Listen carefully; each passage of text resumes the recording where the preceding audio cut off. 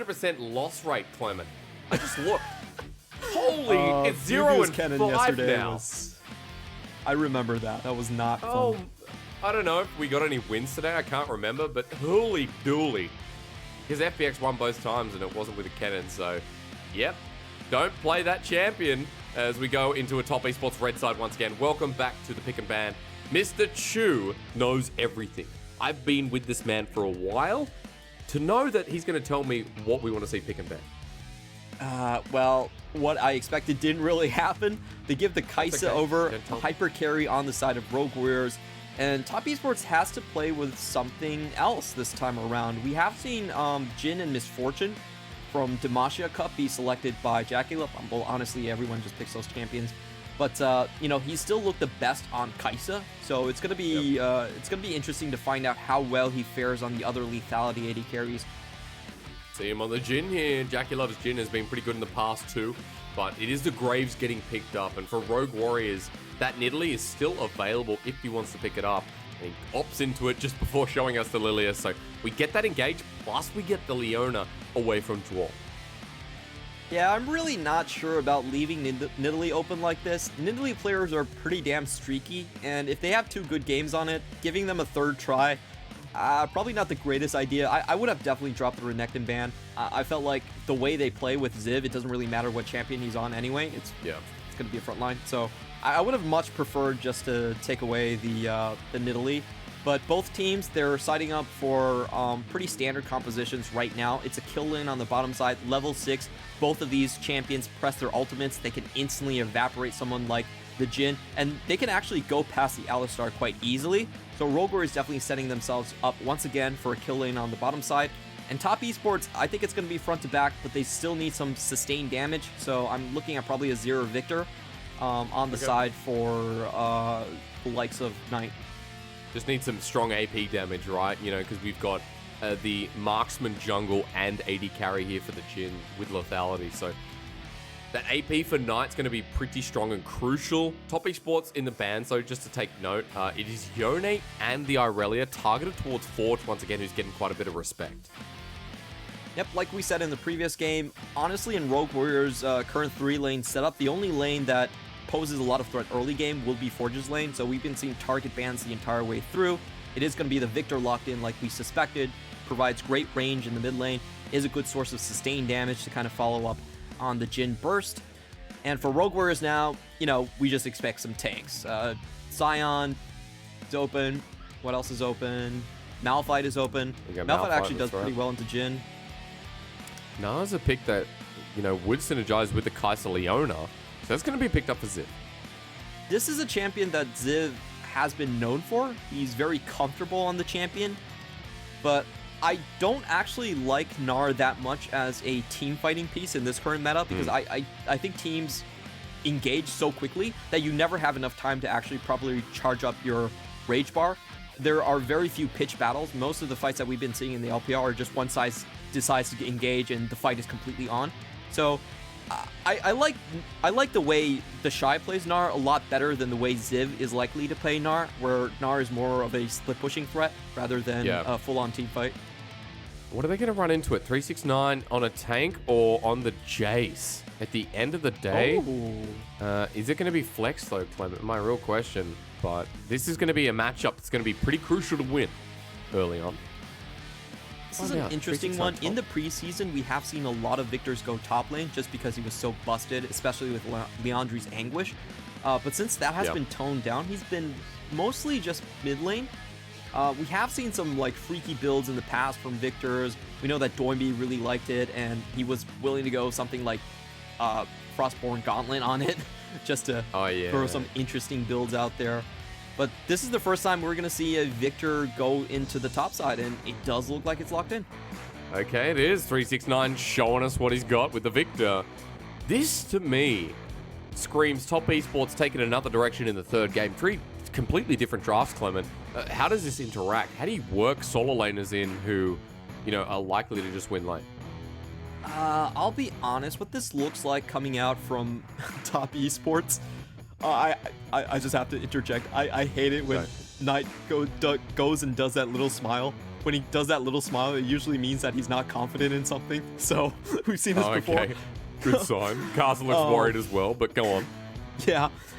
I think what this means is they're trying to pivot towards a 1-3-1 style of split push composition where they can have Jace and they can have the Victor on side lanes. We have seen Victors go for the what is it called? The Banshees, not the Banshees, Lichbane. To chunk down turrets really quickly. That has been a good build there. However, I don't think it works out very well against Rogue Warriors composition because Rogue Warriors is running TF and they're running Kai'Sa. So they can actually kill 1-3-1 split push threats very easy. Okay. Well, you know, at the very least, itemization for that top lane is going to be something we talk about going into game. I do want you to explain Rogue Warriors a little bit better to me as we run into this one, because for Rogue Warriors, you know, they've been pretty high on playing through the pick of their jungle through mid, but this time around, you know, it's only Hara onto the Nidalee once again. We've got ourselves a game 3 when we didn't really expect it, and Hara feels like a pivotal piece once again in this draft. Definitely is the case here. So what Rogue Warriors are running is just a standard pick composition. They have the likes of TF, Leona for instant stuns, and if Haru is around the area, it's very easy to land a spear just to follow that up. So I expect them to actually pick up the pace in the early game. Even if Top Esports gets a couple of CS leads in their lanes, Rogue Warriors can actually quickly shut them down. And I don't know, man. This is such a hard composition for Top Esports to play. Even given their advantage in just their player mechanics, there's not really an answer when TF and Haro show up. You just kind of die. Yep. Yeah, because TF can be pretty proactive in this composition and respond to Top Esports further to your point. We are waiting to get onto the Rift for game number 3. Top Esports lost game 2 after a nice little comeback from Rogue Warriors. It was a messy game. You know, I wouldn't call it great League of Legends, but it still was entertaining as hell. And after what we saw, now it's a bit of skepticism rolling over the top of Top Esports. You know, that skepticism we had when they lost the first game against Suning. Is this the first or the second team of the LPL? Well, if they lose this series, some people are probably going to start saying no. Well, if they're down 0-2, their chances of getting top spot in the LPL actually diminishes greatly. There's almost no chance you can get it. And we were mentioning the format about double elimination. So if you get the top 2 spots, you're guaranteed a second chance at in the playoffs. You can get eliminated first and you'll go into the loser brackets instead of being completely out. So the top 2 spots are incredibly important in this format. Could shape up everything, just Top Esports, if they don't make it across the line here against RW. Again, I said at the start of broadcast, you know, RW have given teams a challenge. Anyone who's higher than them, anyone that's lower than them, they can win or lose. Honestly, it's always up in the air. That's the great thing about this team. And they've revamped, they've changed. Haro's still the core, but Curlin on his debut into the LPL has just been great. And, you know, his mechanics are great, and he's just come out of nowhere. He's come out of left field. Yep, he's only played 7 games before in the LDL, and the way Rogue Warriors were hyping him up were super aggressive and has a large champion pool, because we did see him pick up a couple of Cinder games in the LDL. Other than that, complete blank slate. Nobody knows anything about him, and we were in for a rather pleasant surprise. He definitely showed up at he knows his stuff, and he fits very well into the hyper carry sort of role for Rogue Warriors. True. Very, very true. Ladies and gentlemen, we apologize for the delay. We are apparently sorting out an issue. That's why there's a bit of a wait here. But we'll just get a closer look. Again, look at the branding, Clement. You can see on their jumpers. That's all I'm saying. Are we ready to drive in? How we going? How we looking? Dropped out of the PCS. I wonder where they went. And look, there's a logo above Rogue Warriors. What does it mean? That says NA buy. Oh, wow. That's a meme from 2015 when they... Well, I'm not that old, I'm sorry. You know, I only started esports, I only started casting in 2015, back in Australia. But you were coach, when were you coaching NIP? Oh, that was back in season 4. Okay. Long time ago. An old man. Yeah. I'm a boomer now. You are. What do you mean now? You've always been a boomer. Boomers are cool though. Don't listen to Ender, okay, man? He's a zoomer. Boomers are cool. You know, they know a lot about the world. Zoomers, too inexperienced. I'm somewhere in the middle. I'm getting old, but my hair's still brown. So that's all I ask for. No grey hairs on this face as we run into Summoner's Rift. Thank you for waiting patiently. Quick look at the runes. Graphics look slick. I was going to say sexy again, but I did it anyway. Slick as we go into game 3. Comet on Knight's Victor. So it is a Knight Victor in the end. Yeah, we do have to note that usually players have to lock in at the 20-second mark. However, we did see the overlay being taken away at the 19-second, so apologies right there. It is going to be the more standard, just Jason to the top lane. We kind of got bamboozled right there. True. But Knight, you know, back on Victor, at least with the aggressive lane rune, 369 on this Jace. The question to me is, coming back to what you talked about, top esports, their composition is very hard to utilize, Clement. You talked about the poke and the interaction and how Forge can match this composition each step of the way. Yeah, it's the fact that Rogue Warriors have a lot of hard single target crowd control, and top esports don't have a lot of tankiness. And if you look at their runes, they're not running any cleanses outside of Jackulov either. So the solo lanes are going to be prime targets for invades, and I do expect them to be put under a lot of pressure post 6. Here we go, level 1's at the ready. Chocho, does he have Zenith Blade? Because pick a card is there for Forge, but he's moving to the mid lane instead. Draw gets hit pretty hard.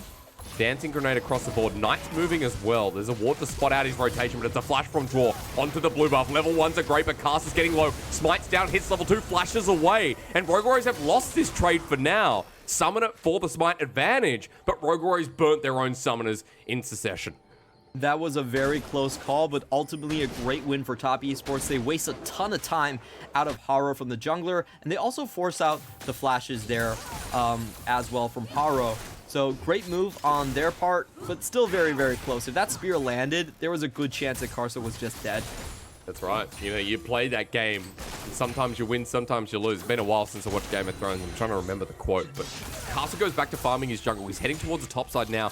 8 CS to 0 because Haro has to go back to his red, start there without a smite, I believe. So he's really delayed on this jungle clear. Yeah, and that means there's not going to be a lot of impact coming from him when these picks are made, when they're trying to roam, Forge, and the likes of Chocho across the map. So what this does mean is that if Karsa gets a comfortable lead, he can just go into the jungle of Rogue Warriors and just try to snope out where Haro is, and always try to keep tabs on him. Make sure he can't join TF in these roams. Still clearing out his bottom side. Just keep track of the junglers ourselves as the viewers. As a top lane pushing in as well. This is what you want to see from 369, meanwhile, is the Jace winning lane, using the range advantage. Shock Blast a little bit awry, but already bullying out the Gnar so that they get the most out of this matchup.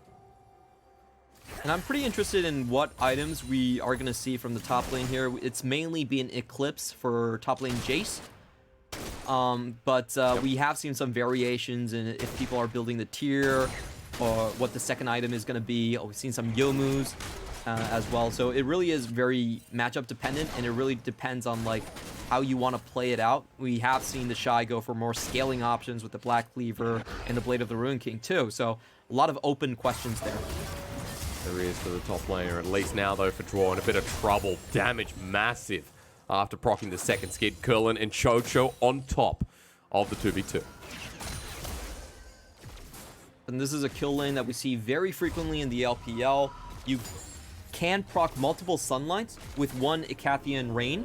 So what that means is, like, if you use the Q, use the E, you can proc once with the Icathian Rain, and then if you use the Q, you can proc this passive again. It really means a ton of burst damage that you can throw into targets early on. Well, the damage already shown, plain and simple, in front of us. Might give nice back timing for Curlin as well, while Jackulov just has to receive this wave in the bottom lane. I don't know if he missed that cannon. I think he did. But at the very least, Jackulov backing now as well. And pickaxe here for Curlin, while Jackulov probably going to have something similar. He went boots for pot start. Double longsword, even worse, with a control ward. So definitely a damage advantage here for Curlin. Is the case here, and I think the main difference on the map right now does come from the top end jungle. We do see 369 with a very sizable lead early on. This is to be expected in this matchup. But on the flip side, Karsa also has a very sizable farm lead here, and I think if they can control the top side, it makes things a lot easier. They can basically put tabs on wherever this Nidalee is going to be. Maybe Cully is going to find a surprise. That's a Hex Flash forward. The surprise is that the Bull does absolutely nothing without Jackie Love. So draw only hits level 3 now, which means that's the end of the play. And Chocho's coming back to lane. But that's bottom lane. We've been focusing a lot on that. Let's come back to jungle because we talked about the starting lead that was gained from Haro not getting the smite. Cast is 10 CS ahead, and a matchup that usually gets out farmed. Cast is at level 5 while Haro is only just at 4. So this is a big level lead, a big advantage this early in the game. And Cast has even picked up Noon Quiver as his first back. Definitely is the case. They know that Forge has hit level 6 already, so already Karsa hovering and anticipating the play. Yeah, there's 3v3 in the bottom lane, Clement. Got to cut you off. Draw is there. There's first blood immediately over to Rogue Warriors. Jackie Love has flash. He's trying to queue up the full shot, but Destiny comes down to match, and Karsa can't change the fact. Yeah, great play coming in from Rogue Warriors. They know that there is no flash on the side of Zol. They just picked that one up, and Karsa might have stepped a little bit too far forward. Does get away safely in the end. Yeah, it's okay. At the end of the day, still Rogue Warriors net win. Look at where the kill went. Over to Forge, whose mid lane was pretty much even. He's going to start influencing the map. Again, what you talked about, where Forge can respond to any of these plays from top esports, where the twist of fate against this composition is going to be quite easy to run, or easier than normal. Yeah, it definitely is the case. And I think for top esports, their play should be trying to open up one of these side lanes. We did mention that they're a 1-3-1 type of composition. They do well by splitting the map apart. And if it's the bottom lane, that would be the best option for sure. But they could also go top for this one. They're potentially looking for another 4v2 play here. We'll see. Knight's going to move down quickly, though. Teleport was already burnt to lane, so if he gets pushed out, it's not going to be good. Forge even shoves the mid-wave, so not too much he can do while Haro is spotted out. Collateral damage used to steal the chickens, but the big one does go over to Haro. Off by just about 30 HP. Really hasn't been Karsa's day, has it? Flashing on Krogs. He stole a blue buff with collateral damage in the last game, but you're right. He hasn't gotten any of the Baron steals when it counts. So, yeah, Karsa kind of just looking for opportunities. He's got a full jungle to clear, so we're going to leave junglers there. A very slow early game. And this is kind of what we expected when we started drafting out, the Victor, maybe the handshake in the bottom lane, as you mentioned, but expecting those first, second dragon fights to come through, Clement. What do you think? What should we be looking towards? Where does the action start? So, I don't think either of these teams really prioritizes the dragon fight. It's just going to be an accumulation of priority. If they get too much priority, then yeah, they'll go for a dragon. But I don't think either team is really focusing on that. What we have from Rogue Warriors side is they're just trying to wait until these moments to leave lane. They're clearly focusing on the top side. They have the double pinks down already, so they're looking at an opportunity to shut down 369. And on the other side, I think top esports want to make a side lane play where they can crack open one of these towers and transition into the 1-3-1. Get yourself in a very comfortable position to just hold this side lane. Forge looks for the gold card with Chaos Storm put down. This is just Knight pushing the wave while Herald has been started. Haro's here, but Javelin Toss doesn't connect.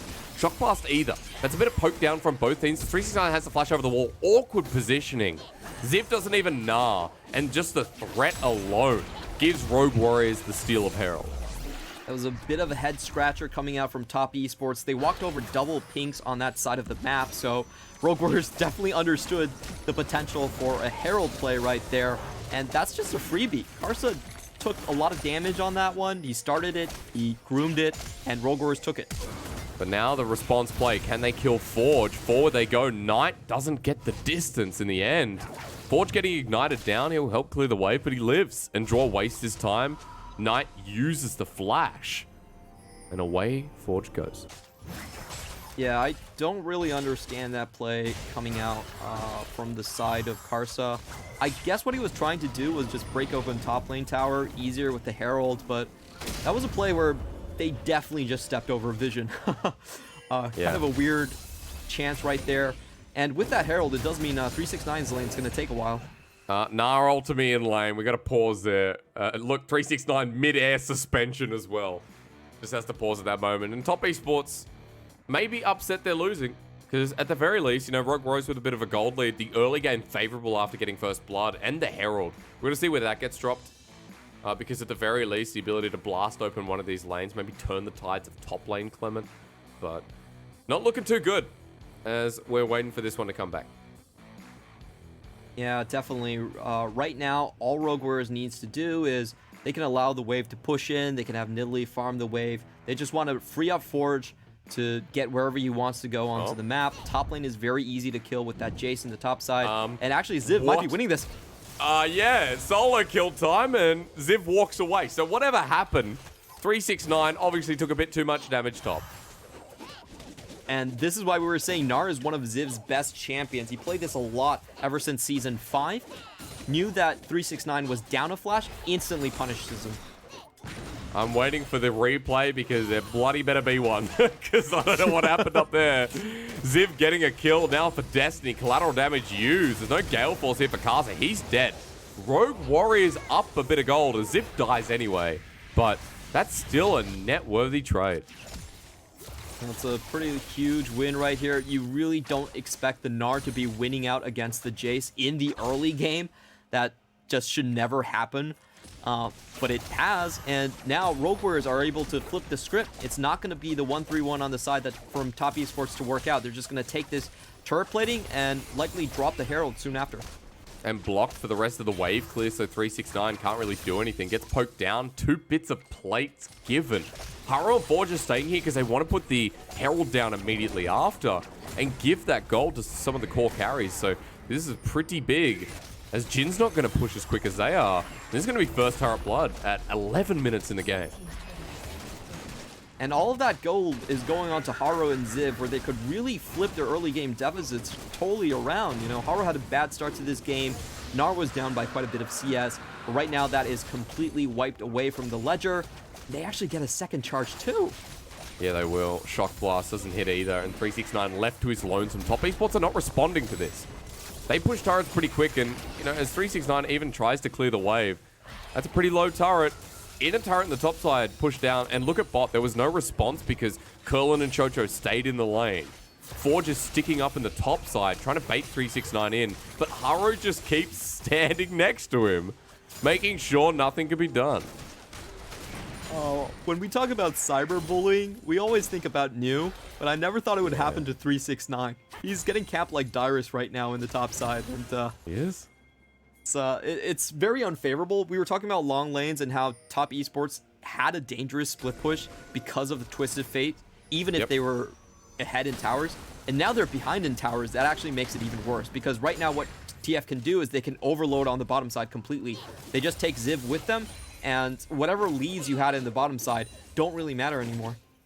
It's going to make sense that, you know, Rogue Warriors getting these early turrets means Rogue Warriors have more positional advantages to play from with the Twisted Fate. With Haro as well, with the Night Harvester at 12 minutes into the game. So a lot of movement speed, plus the Hextech Rocket Belt for Forge, because they got first turret blood, so it makes sense that they're also at their Mythics first. Only other Mythics on Top Esports is the double Gale Force on the 80 carries. So Top Esports still behind 2,000 gold at 13 minutes, even getting pushed out for their jungle. Knight actually going to get flashed on. There's a Solar Flare into the Blade. Knight getting ignited down. The gold card helps kill him as Chocho gets the kill credit. Rogue Warriors with kill number 4. As Castle in. Can he find the collateral damage? Chocho lives though. And Top Esports just can't get a break.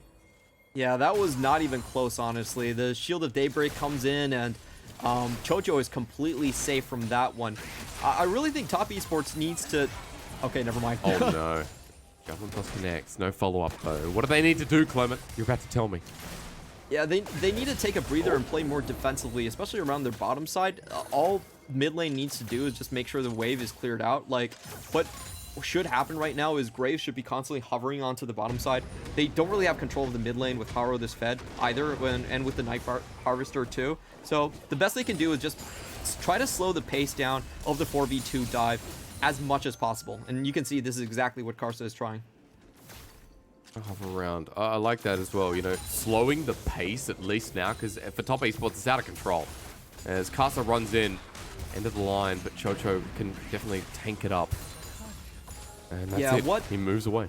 Top Esports needs to do is they need to hang on for now until they hit Mythic parity.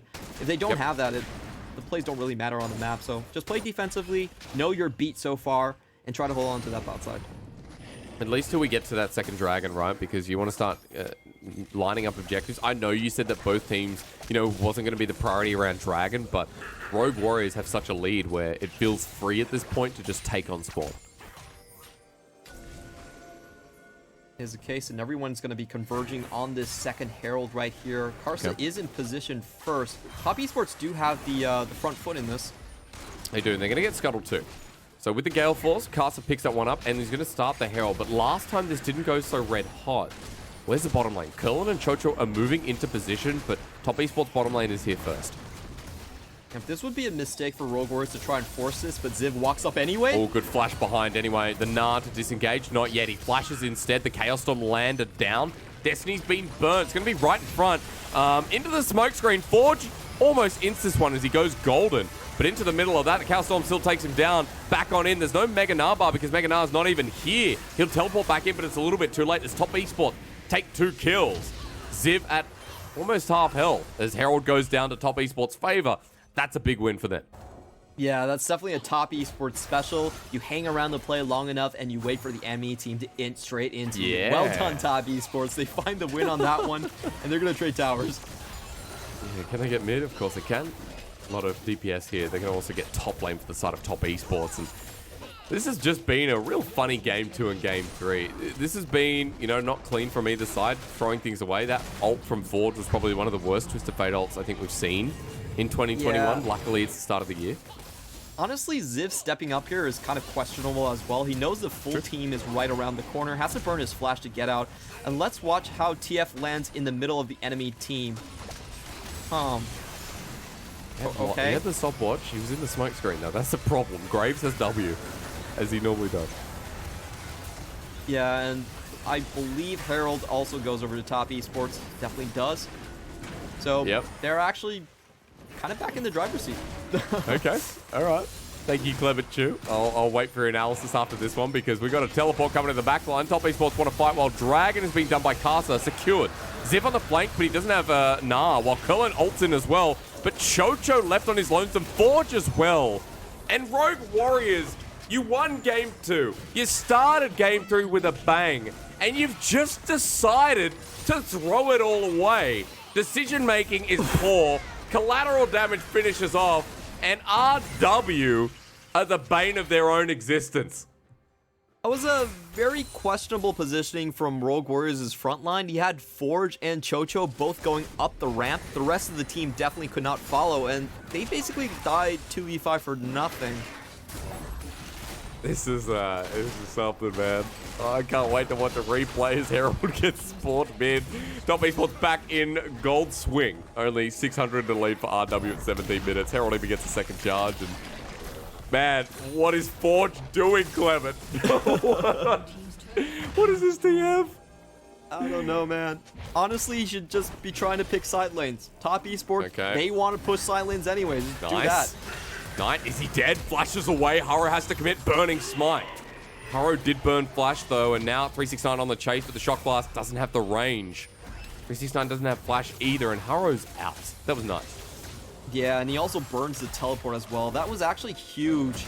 Oh, but wait a minute. Never mind. No, we got the engage. Nice from draw. Solarflare sets up, but I don't think Chocho's going to get out of this one. Caster and Jackie Love still have the damage. Here is Curtain Call. Now going to open up the Shock Blast as well. And that first shot of the Curtain Call from Jackie Love. Aces in the hole of Haro. Down he goes. Gold lead for Top Esports and more kills. Oh, I just want Rogue Warriors to play a pick comp like a pick comp. Please. They're, yeah, I think the Observer's also given up on replays, by the way, because they're just like, well, if they're going to keep doing that, then whatever. Haro was kind of out, but they stuck around for the red buff, and down they go. And Clement, this is our first Rogue Warriors game. You know what I mean? Remember in 2020? If any Rogue of our Warriors fans out there? Split, they had a lot of talent on the team with the likes of Holder and Crazy, but they just threw so many skirmishes. Yeah. It was kind of their thing, you know? Yeah, no, it was. Rogue Warriors, this team that, you know, again, can lose to anyone But, you know, frankly, sometimes win against anyone. That sounds like a League of Legends team, but none other than Rogue Warriors can kind of lose their own advantages. And in this game, there were advantages. I mean, Haru had the Night Harvester so early. We saw Forge making great plays with his jungler.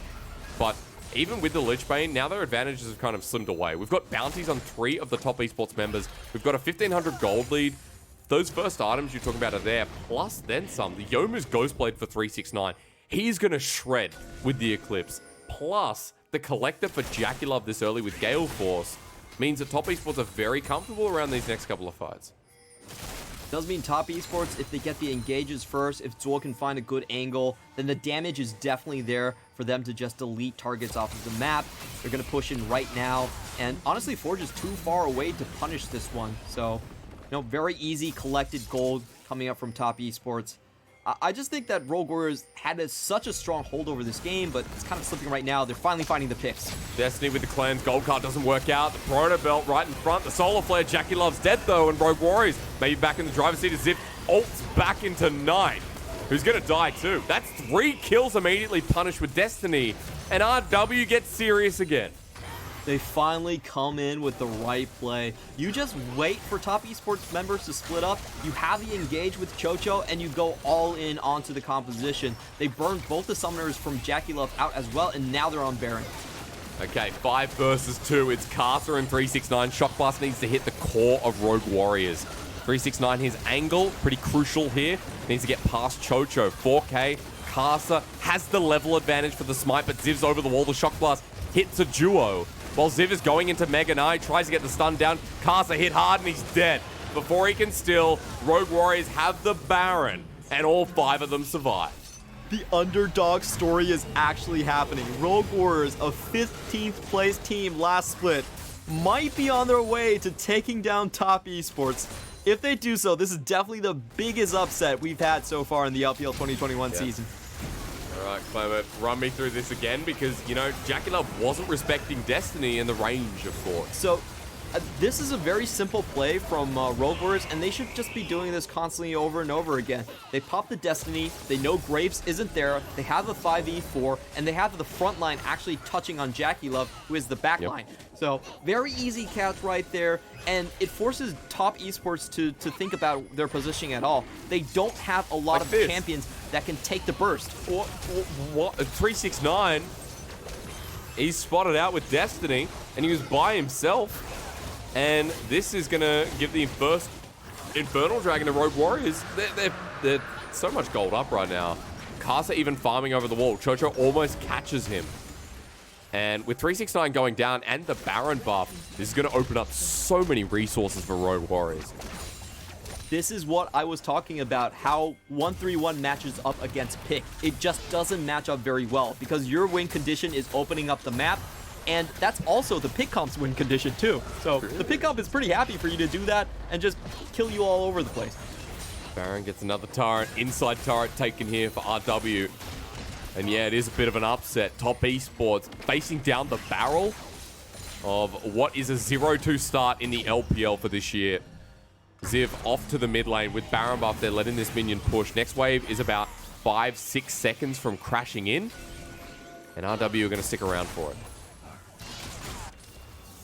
Honestly, if Incense wins this series, the coach of Rogue Warriors, I think he deserves coach of the split.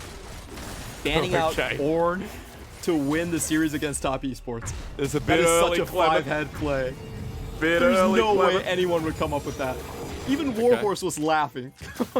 That's true. All right, well, I trust you, Clever. If, you know, we'll look back on this in 10 weeks when we get through our 12 best-of-5 playoff. We'll say, yeah, still Incense with coach of the split. That this might is be top a little esports. Bit hyperbole, might be a little bit early, but I just want to say that play, no coach would do that, okay? No one tried to ban away 369's Ornn. He has a 36% win rate on that champion. You give it to him. This is top esports falling asunder. 3 minutes till the next dragon. Teleport's going to be burned here from Ziv to use the rest of this Baron buff. We've got about 20 seconds of Baron, by the way. Wasn't a base broken from Rogue Warriors, but still, gold remains at about 5,000 in the lead at 24 minutes. And at a very comfortable position, they're going to try for one last push to pull top esports down here. then maybe set up for the perfectly timed Baron and Dragon up in 3 minutes. The problem for top esports now is their composition being a 1-3-1 comp. They really don't have any sort of engage. So Rogue Warriors can very easily set up in front of a tower, like they're doing right there. And they're going to have the range advantage. They're going to have Forge coming out with poke and also the rapid fire cannon. They can take towers very easily. And what is top esports going to do? Like, top esports' only way to get back is if Zuo can land like a 5-man WQ combo, which I don't think is ever going to happen. Definitely not, and I don't know what you do when we look down the bottom right. 369 caught out again, rolling threes. You just know across the world, people are starting with the early number of the keyboard. Ziv dodging away from the deadly flourish, and like right now, you know, how do you even cast this game? This is pretty shocking. Pretty crappy stuff from top esports. Rogue Warriors, good to seize this opportunity as Draw runs forward. Teleport going to be burned. 369 is coming in as into the back line. Now they want to bring it back around. Chocho absorbing the damage though as 369 followed by Knight with the TP. Chocho getting low. He's healed up. Gold card at the ready, but the curtain call lines through. Ziv has the ulti available, but his Mega Nar's running out. Top esports, they managed to survive. They managed to hold their turret in the process. Very good engage from Zuo, but did you see that spear landing onto Jackie Love? That took him down to like 20% HP with a single Q. So this is definitely a winning strategy for Rogue Warriors. You could argue that top esports did outplay in that situation. They got a great start of the fight down right there. But if Rogue Warriors continue to do that, they're just going to burn a ton of summoners away from top esports. Which is good, which is the play. Again, there's going to be praises here for Rogue Warriors for bringing it back after what was some really questionable plays with Forge, maybe Haro, you know, what we saw from Chocho. It's good to see Rogue Warriors bring it back to the level that we saw at the start of this game, with bounties back on 3 core members, with 2 to 3 items across the board. Also note that against this team that has a lot of lethality, a lot of AD damage, that Thorn Mail from Ziv is going to destroy a lot of what top esports output. Definitely is the case right here. Knight has been having a terrible game. He's not really doing much damage at this point. So just itemizing against armor should be enough to push in and even tank some tower shots right here. I think for Rogue Warriors, they should just keep the game plan relatively simple. At this point, they don't really have to pick that much. Top esports are in a completely defensive posture. So you just walk as a 5-man group, you force them underneath their own towers, and you use your poke ability. Like, even if 369 lands something, you can heal him up with Haro, who has a lot of AP at this point. That's true. And as well, you can block a lot of the damage. Chocho's got the locket, right? So giving him resistances as Forge teleports to the bottom lane right before the Dragon and Baron spawn. Always looking for his angle. Uses the Hex Flash, can't get it. Okay, good shock blast here from 369. Top esports still have control of the river. Ziv is going into Mega Gnar. That's the bar we need to look out for. Top esports are walking in, but this is not Infernal Soul. It's just another Infernal Dragon. But Draw wants to fight. Knight goes golden early. I'm not sure what that was about, but Solar Flare into the back line. The poke damage huge. You mentioned how big this is as Forge is at a flanking angle with the gold card. Dragon getting low and secured by Haro. Forge comes in into Dwarf. They lock down and take down the support, and Chocho absorbs the damage. Forge is coming in again. He flashes back in with the gold card. Goes golden himself, and Haro now on the chase. Kaiser as well. Ziv there. Top esports are not on top because Rogue Warriors are taking them down a peg. Haro is wiping the floor with this squad. They converge on the left side of the map. They look for the play to try and get an engage, but there's so much poke that's coming out from Rogue Warriors. And what was that from Knight? Knight actually just spent his Zhonya's on nothing and took a chunk of damage coming out of it. Yes, he did, because Top Esports is not the top team we expected to see. Rogue Warriors are putting them to shame. They're going to get this inhibitor. Death timers are not long enough at this point in the game, so they can't end it. But the gold lead is huge, and Rogue Warriors can now just turn to the potential Baron or look for a pick on the way in. This is definitely a shocking game that we're seeing right now. Rogue Warriors chancing themselves to go for this Baron, and this could be the potential comeback for top esports, actually. There's a lot of low HP members here in Chocho and Ziv. Are Rogue Warriors going to throw this? We have seen this in the WE series. No, it's gone, man. It's gone, because at this point, Deadly Flourish, no, Smite comes down, and top esports now looking for the engage. It's 5 versus 3. Jackie Love's going to find Chocho. That's a good pick here, but Rogue Warriors still with 4 Barons strong. They're not going to throw it away. They're not going to give it over. And at 29 minutes in the game, Rogue Warriors still remain in control. I'm not sure if I like that play. Even though the jungler wasn't there, Jhin was able to use the execute. So let's just watch this play from Knight again. He just burns it on nothing. So kind of a weird sequence. Actually delays his damage into the front line. Zoro takes a bunch of damage and has to burn his ult for nothing. And really smart play by Rogue Warriors. They wait out the Unbreakable Will coming in from Alistar, pick him off immediately, and then they just roll the rest of the team. Then we look at Forge, who flashes over the wall for the gold card onto Jackie, who gets speared afterwards. Really nice coordination from RW. Absolutely beautiful play from the Crossfire. And Haro, I told you, man, when Nidalee players are on a roll, you never give them 3 games in a row of Nidalee. You definitely ban it away from them. With the Night Harvester too, it's such a great snowballing item. You get in these fights, you get the movement speed, you're always following up. Lich Bane is the 3rd item too, so gone are the days where, now that we don't have a themes in the game, Clement, I guess something we could mention is, you know, we are just seeing our Nidalees with power control, not the supportive heal stake. You know, we don't have Moonstone Renewer Nidalee. It's all about that burst damage. It definitely is, and this poke is going to be unbearable. Double Lich Bane going down into the bottom side of the map. There's not much that Top Esports can defend with. They're going to have to find some poke and hope it sticks, or hope it actually just instantly kills a target, or else they're not going to be able to dissuade this push. And dodge Rogue Warrior's poke at the same time. Haro's poke ends lives. Jackie Love will be going to his own funeral if he gets hit by one of these spears. And with the side lanes being pressured, look, Clement, all 3 lanes there. Rogue Warrior's waiting for the next wave to push through mid. Forge is zoning away 369, who gets gold carded for his life. Half health, sayonara, as Rogue Warriors walk into the enemy base.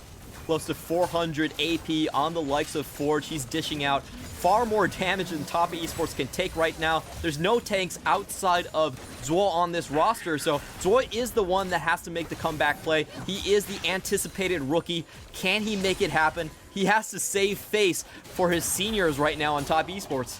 Yeah, he's seniors, but he doesn't respect them, Clement, because he just smacked them. Who cares? You know, at this point, he's like, well, I think we need to look at a very different team arrangement. He pops a turbo chem tank. It doesn't find the engage. No, it doesn't. So now that that's down, I meant to say for Dwar.